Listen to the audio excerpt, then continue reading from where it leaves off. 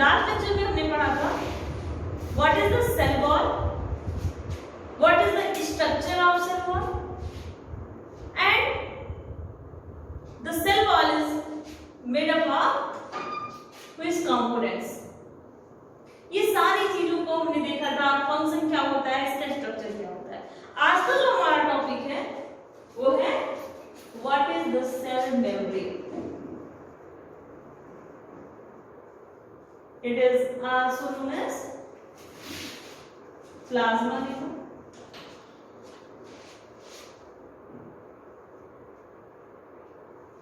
Plasma membrane.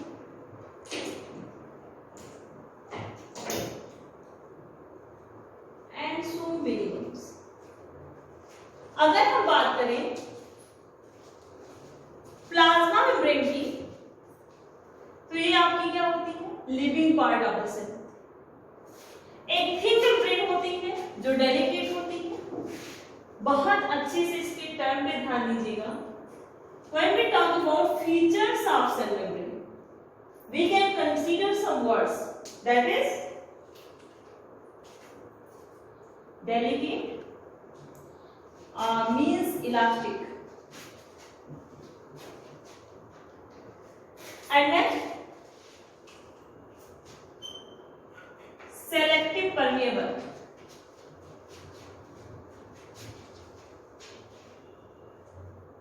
and next fluidity। अगर हम cell membrane की बात करते हैं तो जो सेल मेम्ब्रेन होती है आपकी क्या है, थिन है। एक ऐसी मेम्ब्रेनस स्ट्रक्चर जो थिन है, डेलिकेट है, इलास्टिक है, सेलेक्टिव परमेबल है जो, और जिसके अंदर क्या है, फ्लूइडिटी है, दैट इज कॉल्ड प्लाज्मा। अगर हम इसके डिस्कवरी की बात करें तो सेल मेम्ब्रेन की डिस्कवरी 1839 में स्वान ने की।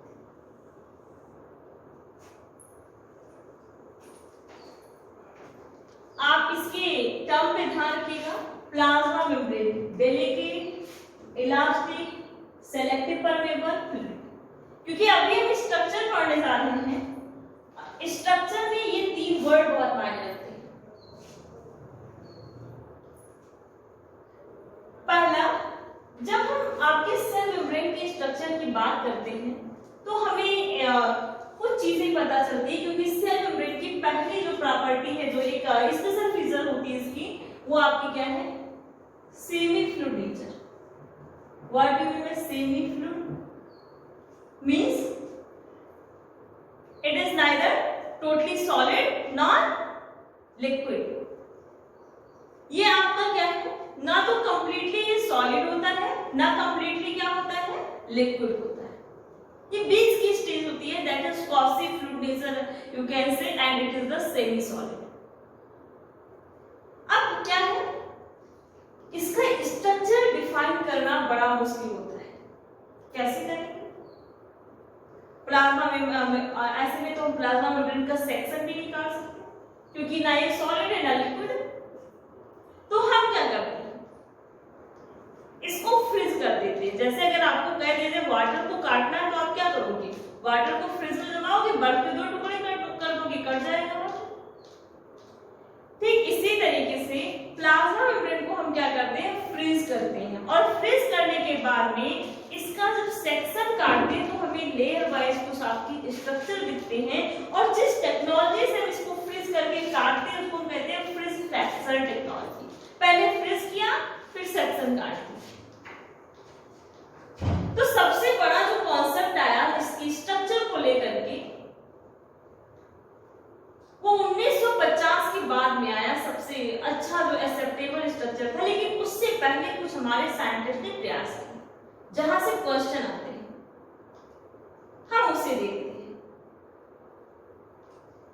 सबसे पहला जो प्रयास किया, जो थोड़ा सा एक्सेप्टेबल, थोड़ा सा लाइन का, इससे पहले भी बहुत साइंटिस्ट कर चुके थे। 1935 में एक मॉडल दिया गया, that is sandwich model. It is also known as trilamellar model.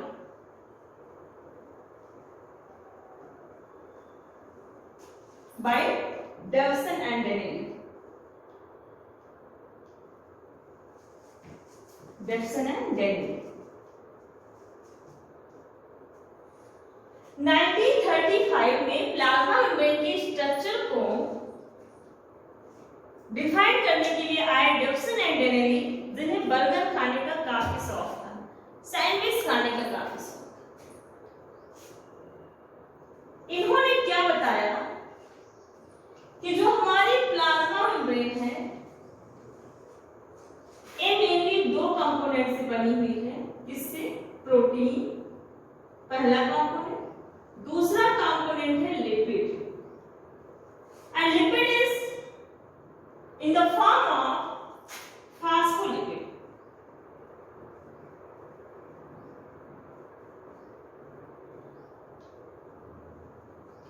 इन्होंने क्या बताया कि जो प्लाज्मा मेम्ब्रेन है ये कुछ ऐसे है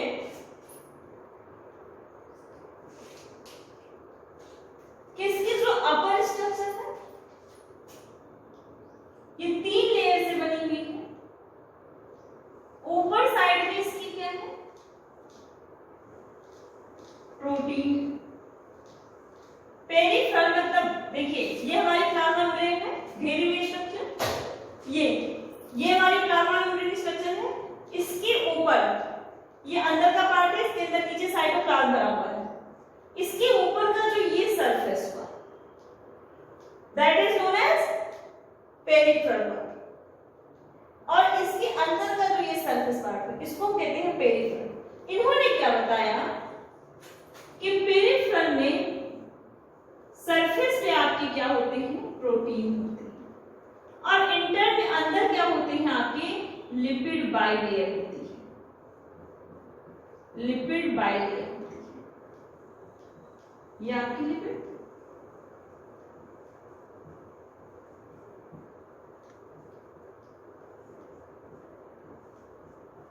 क्या है? पेरिफेरल में क्या है? प्रोटीन। पेरिफेरल में क्या है? प्रोटीन। इंटरनल साइड में देखें तो क्या है? लिपिड बाइलेयर है, डबल लेयर है, लिपिड बाइलेयर। अब क्या हमें लिपिड का कुछ स्ट्रक्चर समझना होगा कि कैसे होता है। तो ये जो फास्फोलिपिड हमें दिख रहा है इसका क्या दिख रहा है? दो स्ट्रक्चर में इसमें दिख रहे हैं। एक तो हमारा क्या हो गया? Head, it is the polar. Polar means ये आपका क्या है? वाटर सॉल्युबल है, वाटर में डिसॉल्व होगा, हाइड्रोफिलिक नेचर। Hydrophilic nature. और ये दूसरा पार्ट जो है tail part, it is a non polar.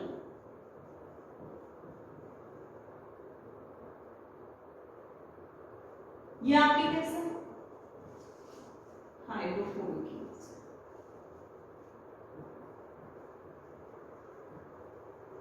Hydrophobic image. अब हम क्या देखते हैं? अकॉर्डिंग टू डेविसन एंड डेनेली बताया इन्होंने कि ऊपर से और नीचे से सरफेस पे आपकी क्या होती है? प्रोटीन लेयर होती है, जस्ट लाइक ब्रेड।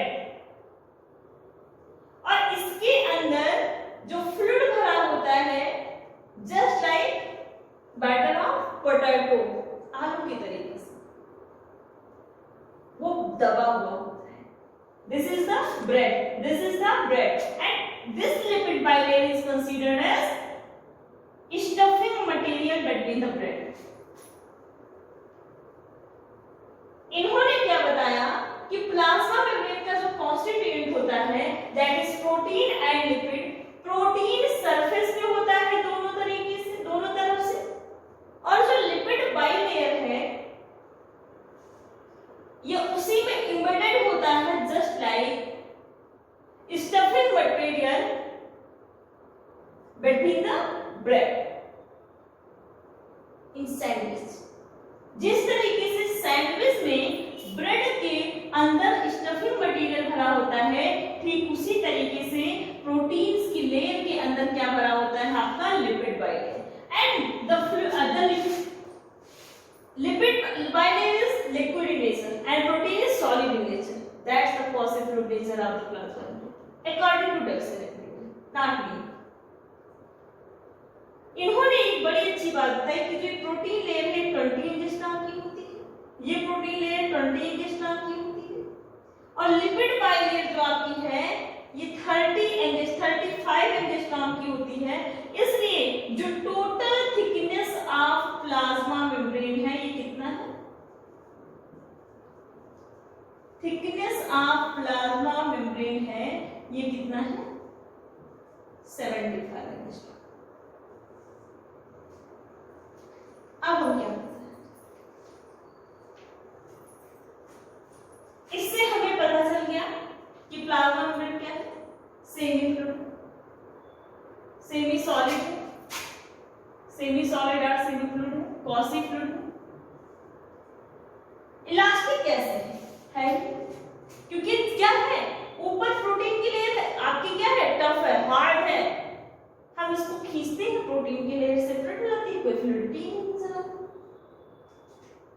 प्रोटीन है जो हमारे पोलर है इस पे तो डिसॉल्व हो जाएंगे, लेकिन हमारे नॉन पोलर्स का क्या होगा, वो कैसे आएंगे?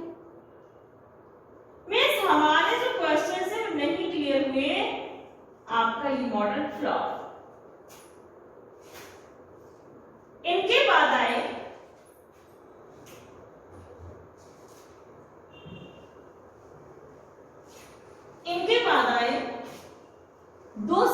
एक साइंटिस्ट जिनका नाम था रॉबर्टसन।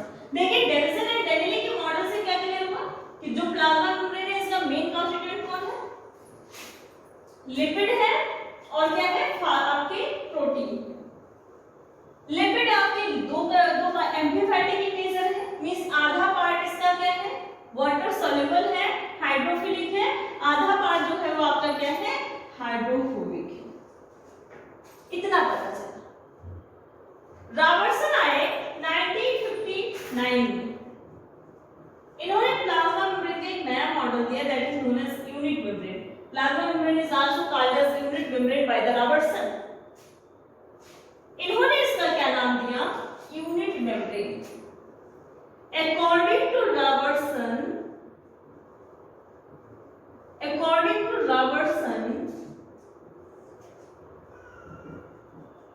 इन्होंने क्या बताया? इन्होंने कहा कि जो प्लाज्मा मेम्ब्रेन है जिसको हमने कहा it is the universal layer, चाहे वो बैक्टीरिया हो उसमें पाई जाएगी, चाहे वो प्लांट सेल हो उसमें पाई जाएगी, चाहे वो एनिमल सेल हो उसमें पाई जाएगी। इन्होंने क्या बताया कि प्लाज्मा मेम्ब्रेन का स्ट्रक्चर और जो फंक्शन होता है अलग अलग वेरियस ऑर्गेनिज्म में वो सेम होता है, लेकिन इसका जो केमिकल कंपोजिशन होता है वो आपका क्या होता है डिफरेंस होता है।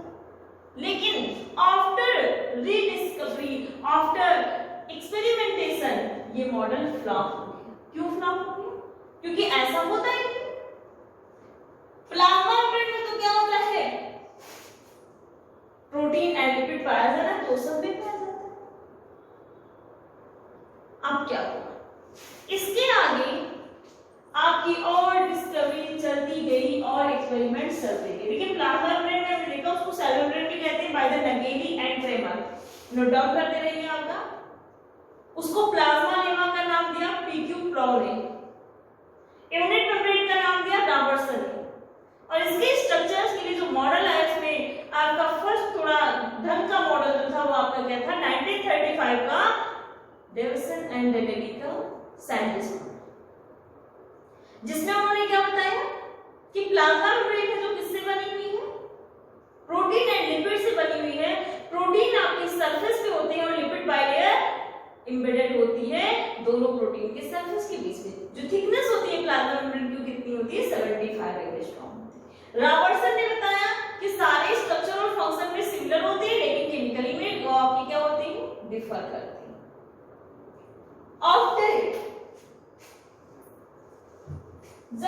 आपके बहुत सारे 1950 के आसपास बहुत सारे आपके एक्सपेरिमेंटेशन हुए, तो आपकी कुछ चीजें पता चली। और वो चीजें क्या पता चली? वो पता चली 1972 में। कब पता चली? 1972 में। That of course plasma membrane is made up of protein and lipid. Plasma membrane जो है वो रियली किसकी बनी हुई है? प्रोटीन एंड लिपिड की बनी हुई है। लेकिन जो प्रोटीन है, पहला जो कंपोनेंट प्रोटीन है ये 2 टाइप का है। फर्स्ट है कुछ आपके प्रोटीन्स क्या है?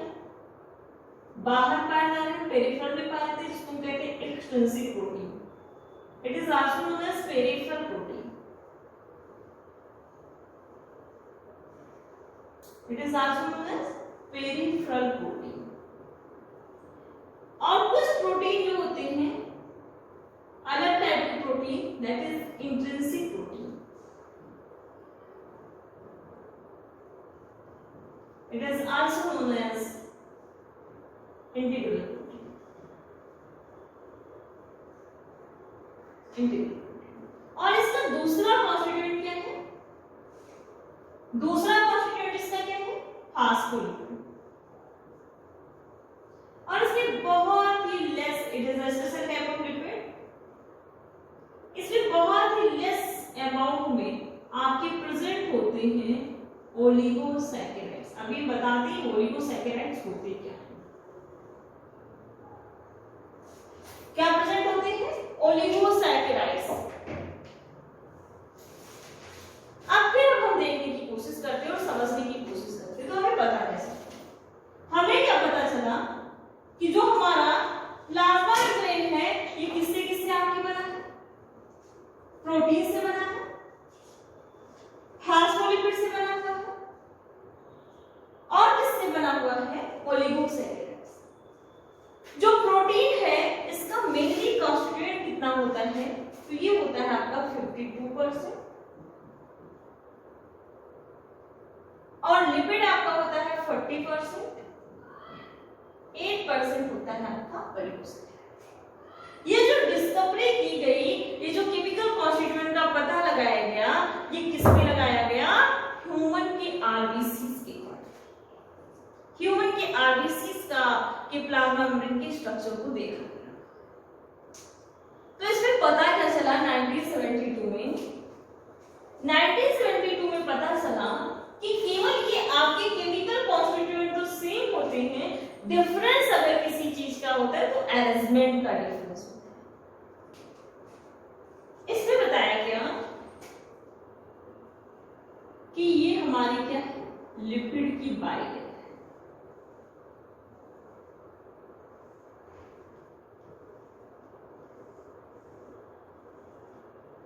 ये क्या है? लिपिड की बाइलेयर। होता क्या है? अगर हम इस लिपिड बाइलेयर को बहुत ध्यान से देखें तो हमें क्या पता चलता है? ये फ्लूइड नेचर का है। ये कैसे है? फ्लूइड नेचर का है। और जो प्रोटीन है वो सॉलिड है। तो कुछ प्रोटीन क्या है? अटैच है पेरिफेरल सरफेस पे, इसके हेड से अटैच है,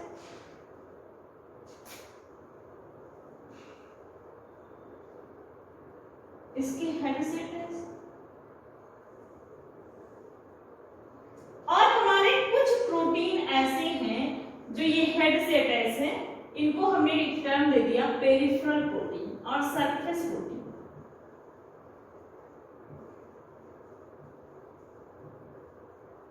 सरफेस प्रोटीन ये हमारी प्लाज्मा, ये सॉलिड इन नेचर है। और कुछ हमारे प्रोटीन ऐसे हैं जो पूरी तरीके से एम्बेडेड हैं इस लिपिड बाइलेयर के अंदर।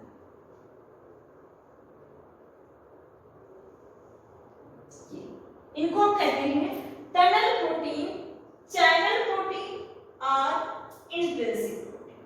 ये ऐसे पूरे आपके प्लाज्मा मेम्ब्रेन के स्ट्रक्चर्स में हम देखेंगे कि कुछ प्रोटीन्स आपके क्या होंगे, हाफ एम्बेडेड होंगे, कुछ आपके फुल एम्बेडेड होंगे, और पूरे प्लाज्मा मेम्ब्रेन में ये स्ट्रक्चर हमें देखने होंगे।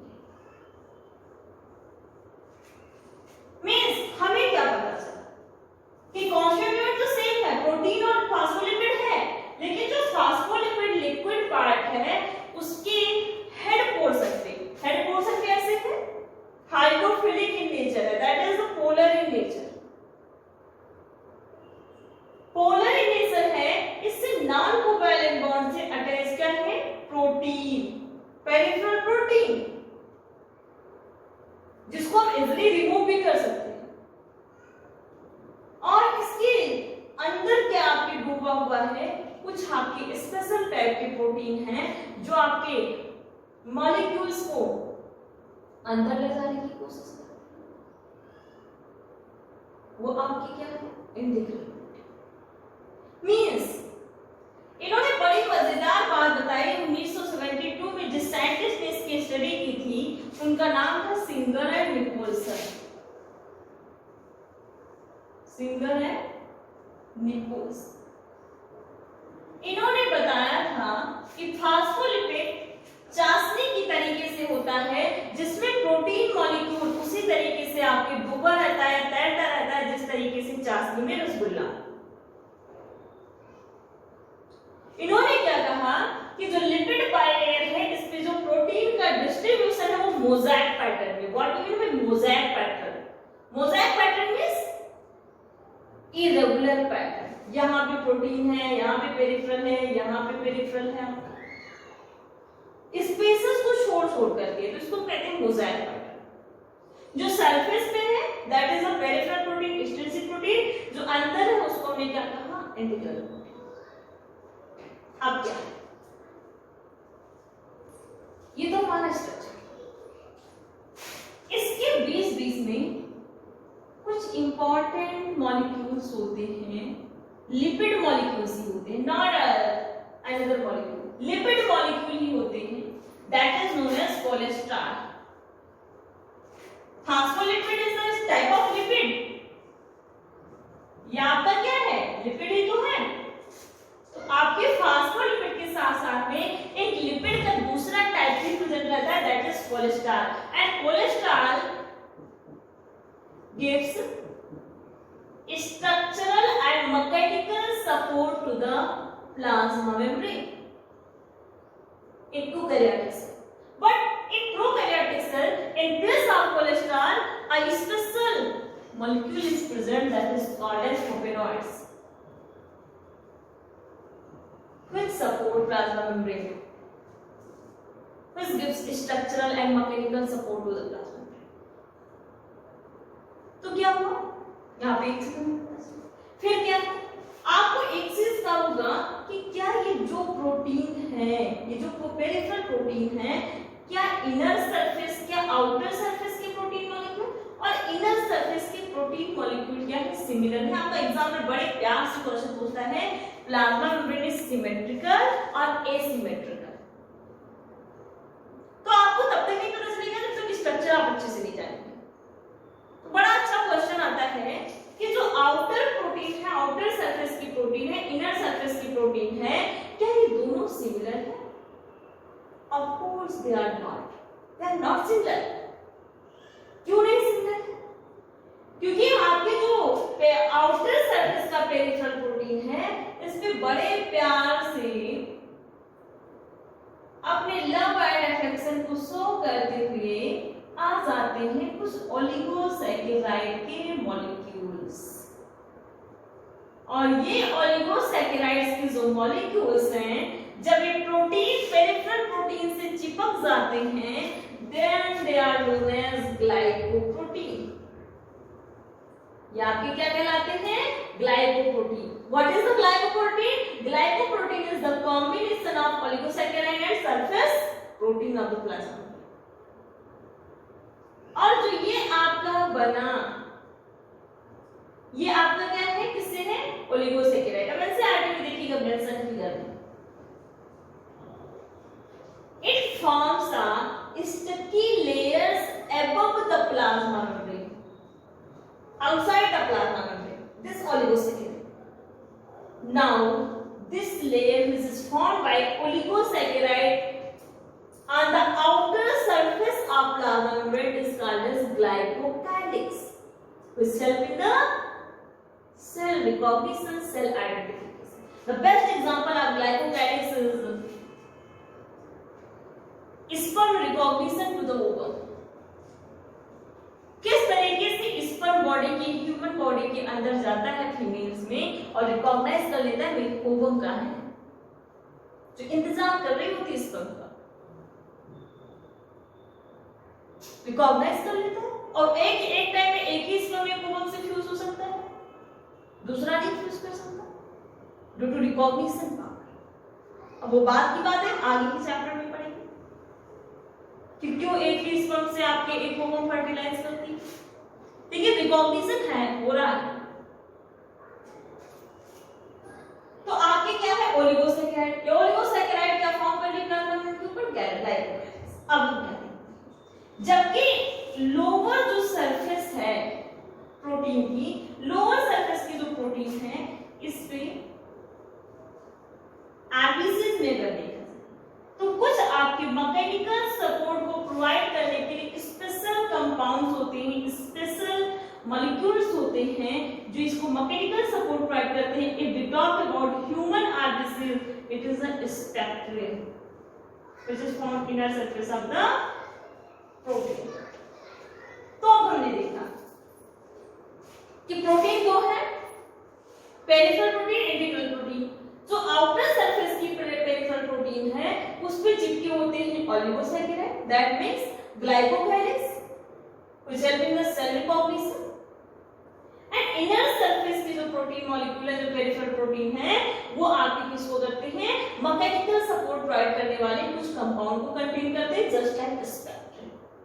हमने क्या देखा, जो आउटर सरफेस का प्रोटीन है और इनर सरफेस का प्रोटीन है, दोनों के स्ट्रक्चर में डिफरेंस हो गया। ये आपके स्पेक्ट्रम को कंटेन कर रहा है, अपर वाला ओलिगोसैकेराइड। अब आप मुझे बताओगे प्लाज्मा मेम्ब्रेन कैसे होती है, सिमेट्रिकल इन स्ट्रक्चर और एसिमेट्रिकल इन स्ट्रक्चर। गुड, बहुत अच्छा रिस्पांस है आप लोग का। आपने बताया, मैंने सुन लिया, अरे बोला करो, ऐसे नहीं कि ऑनलाइन क्लास में सुनते नहीं, सुनते क्या है, अपर प्रोटीन का स्ट्रक्चर अपर सरफेस का अलग है, इनर सरफेस का अलग है, इसलिए हम क्या कहेंगे, plasma membrane is asymmetrical in structure. और यही नहीं, बात तो प्रोटीन की छोड़ दो, जो अपर लिपिड बाइलेयर है, लिपिड लेयर है, और लोअर लिपिड लेयर है, इन दोनों के भी स्ट्रक्चर में आपकी क्या होता है, डिफरेंस होता है, एक ही प्लाज्मा मेम्ब्रेन। तो ये आपकी टोटली डिफाइन करती है कि प्लाज्मा मेम्ब्रेन का जो स्ट्रक्चर है वो क्या है, एसिमेट्रिकल है। अब क्या होता है, थिकनेस वही है प्लाज्मा मेम्ब्रेन, ये आपका कितना है 20 एंगस्ट्रॉम, ये आपके कितना है lower layer 20 angstrom, mid lipid bilayer कितना है आपका 35 एंगस्ट्रॉम। मींस टोटल थिकनेस कितनी हो गई 75 एंगस्ट्रॉम। और आपकी किस मैनर में अरेंज है, PLLP manner, protein lipid lipid protein, ऐसे ये अरेंज है। अब क्या होता है, ये जो लिपिड मॉलिक्यूल है प्लाज्मा मेम्ब्रेन का, इसमें कुछ मूवमेंट्स भी होता है। लिपिड आपके कुछ मूवमेंट्स करते हैं, यहां का लिपिड मॉलिक्यूल मूवमेंट करके यहां पे भी जा सकता है, यहां पे भी जा सकता है। इसको हम कहते हैं, लिपिड मॉलिक्यूल आपके दो तरीके से मूवमेंट्स हो करता है। जो आपके एक ही मेम्ब्रेन के अंदर मूवमेंट हो रहा है, इसको हम कहते हैं lateral movement.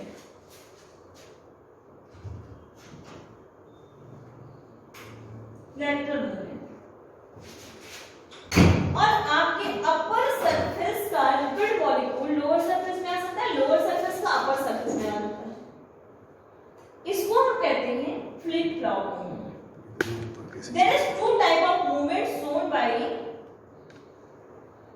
lipid molecule in the plasma membrane. First is lateral movement and second one is flip-flop movement.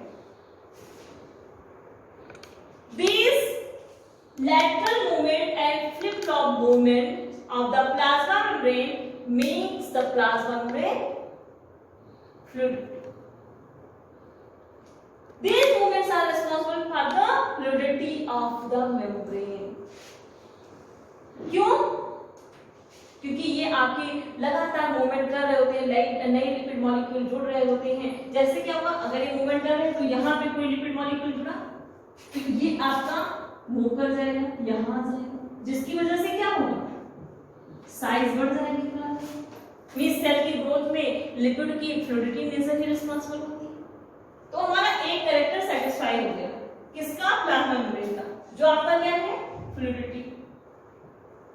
फिर हमने देखा कि कुछ जगह पे हमारे क्या है, इरेगुलर पैटर्न में पेरिफेरल मॉडल आपके वो है, किसका, प्रोटीन्स का अरेंजमेंट है, यहाँ पे है तो यहाँ पे नहीं है, यहाँ पे है फिर यहाँ पे नहीं है, मोज़ाइक पैटर्न में पेरिफेरल प्रोटीन है। तो क्या है कि जो हमारे लिपिड सॉल्युबल आपके सब्सटेंसेस हैं वो सिंपल डिफ्यूजन के थ्रू प्लाज्मा मेम्ब्रेन को क्रॉस कर जाएंगे। जो हमारे पोलर मॉलिक्यूल्स हैं अकॉर्डिंग टू कंसंट्रेशन ग्रेडियंट जा रहे हैं वो किसके थ्रू, फैसिलिटेटेड डिफ्यूजन के थ्रू चले आएंगे, लिपिड चैनल के थ्रू। और कुछ हमारे ऐसे मटेरियल्स हैं जो आपके अगेंस्ट कंसंट्रेशन ग्रेडियंट आएंगे, जिनमें एनर्जी कंज्यूम करना पड़ेगा, एटीपी की रिक्वायरमेंट करनी पड़ेगी, वो आपका क्या हो जाएगा, एक्टिव ट्रांसपोर्ट हो जाएगा। मींस अगर हम प्लाज्मा मेम्ब्रेन के स्ट्रक्चर के बाद इसके फंक्शन पे आए तो हमें इसके कितने फंक्शन पता चल रहे हैं बेबी। पहला तो पता चला है फ्लूइडिटी नेचर की वजह से कि ये आपकी क्या कर सकता है, सेल की ग्रोथ कर सकता है, means cell division, growth of the cell.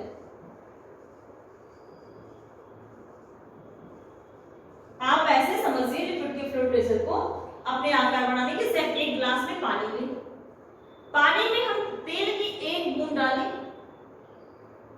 Lipid is oil is special type of lipid, हम क्या डालें, एक बूंद तेल की डालें, उसके बाद फिर दूसरी बूंद डालें, पानी के अंदर हम क्या देखते हैं कि जो एक बूंद थी दूसरी वाली बूंद उसी से मिल जाती है और एक बड़ी बूंद बना लेती है। इसी तरीके से प्लाज्मा मेम्ब्रेन के अंदर लिपिड का काम करती है कि लिपिड मॉलिक्यूल आते साथ उसकी साइज बढ़ती जाती है, वो अटैच होती चली जाती है।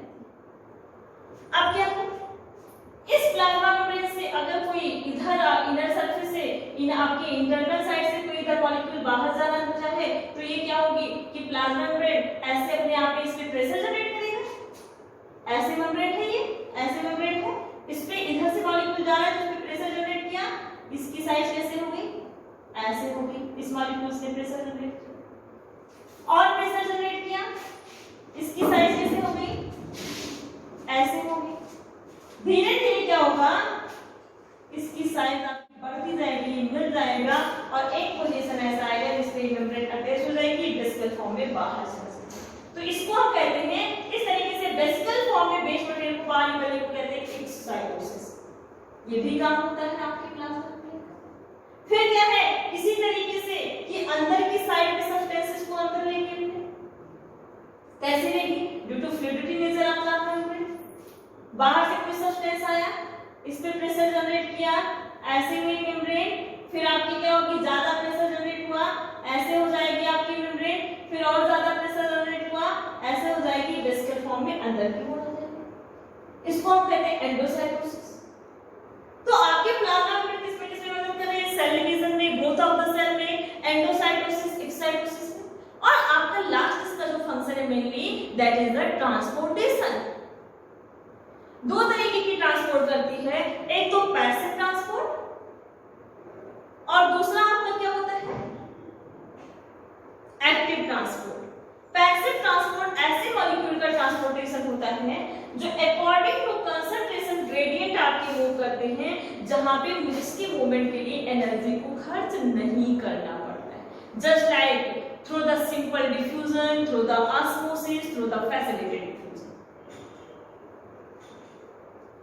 लेकिन हमारी बॉडी में कुछ ऐसे भी आपके ट्रांसपोर्टेशन होते हैं जहां पे एनर्जी का कंजम्पशन करना पड़ता है, एटीपी का रिक्वायरमेंट होता है और जो अगेंस्ट कंसंट्रेशन ग्रेडियंट जाता है पैसिव ट्रांसपोर्टेशन को एक्टिव ट्रांसपोर्ट करते हैं, जैसे सोडियम पोटेशियम पंप। और सोडियम पोटेशियम पंप क्या होता है, जब हम 11th क्लास की ही ईसीजी ट्यूसडे के सिलेबस में चलेंगे तो हम देखेंगे नर्वस सिस्टम में, नर्व सेल्स में किस तरीके से सोडियम पोटेशियम का पंपिंग होता है। सिंपल डिफ्यूजन, बाहर कंसंट्रेशन ज्यादा है अंदर कम है, कम ज्यादा कंसंट्रेशन से अंदर कंसंट्रेशन की हो रहा है। पोलर मॉलिक्यूल जिनका कंसंट्रेशन बाहर ज्यादा है और क्या है अंदर कम है, लेकिन जो लिपिड इनसॉल्युबल है वो टनल प्रोटीन के थ्रू इनको फैसिलिटी प्रोवाइड कर दी जाती है, तो फैसिलिटेटेड डिफ्यूजन। वाटर का जो ट्रांसपोर्टेशन है वो क्या होगा, थ्रू द ऑस्मोसिस होगा। तो osmosis, facilitated diffusion, diffusion it is the part of passive transport and pumping is the part of active transport. तो ये प्लाज्मा मेम्ब्रेन का फंक्शन है। आज के लेक्चर में हमने देखा what is the structure of plasma membrane and what is the function of plasma membrane. और जो ये स्पेशल मॉडल जो डिफाइन कर रहा है आपके प्लाज्मा मेम्ब्रेन के फ्लूइडिटी नेचर को, सेलेक्टिव परमेबिलिटी नेचर को, क्योंकि हम देख रहे हैं अलग अलग टाइप के ट्रांसपोर्टेशन के लिए अलग अलग क्वेश्चन है। सिंपल डिफ्यूजन के लिए लिपिड मॉलिक्यूल, पोलर मॉलिक्यूल के लिए टनल प्रोटीन, वाटर के लिए ऑस्मोसिस। बायोलॉजिकल सिस्टम में कोई भी मेम्ब्रेन आपकी क्या नहीं होती है, सेमी परमेबल नहीं होती है, लेकिन for the transportation of water biological membrane is considered as semi permeable membrane. तो water through the osmosis and जो अगेंस्ट कंसंट्रेशन ग्रेडियंट यानी by the pumping, by the active transport, by the expenditure of energy. तो ये जो सारा nature responsible है, जो define करता है, लिपिड का लेटरल मूवमेंट होता है, mess elasticity of plasma membrane define होती है, सारे मॉलिक्यूल्स का आराम से ट्रांसपोर्टेशन हो रहा है, मेस डिफाइन करती है selective permeability and lipid molecule का मूवमेंट जो है यही आपके डिफाइन करता है फ्लूइडिटी नेचर को। Now definition will be completed that plasma membrane is a special type of membrane which is selective permeable in nature, elastic in nature and fluid it has a special character that is fluidity।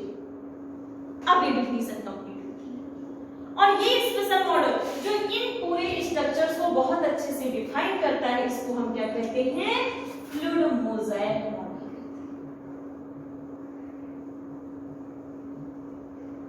I hope so आप लोग बहुत अच्छे से समझ गए होंगे कि plasma membrane का स्ट्रक्चर क्या होता है और इसका काम किस तरीके से होता है, क्योंकि पूरी मेम्ब्रेन फिजियोलॉजी, हमारे हर सेल की फिजियोलॉजी डिपेंड करती है structure of the plasma membrane. For the next lecture of the cell organelle, please subscribe our channel.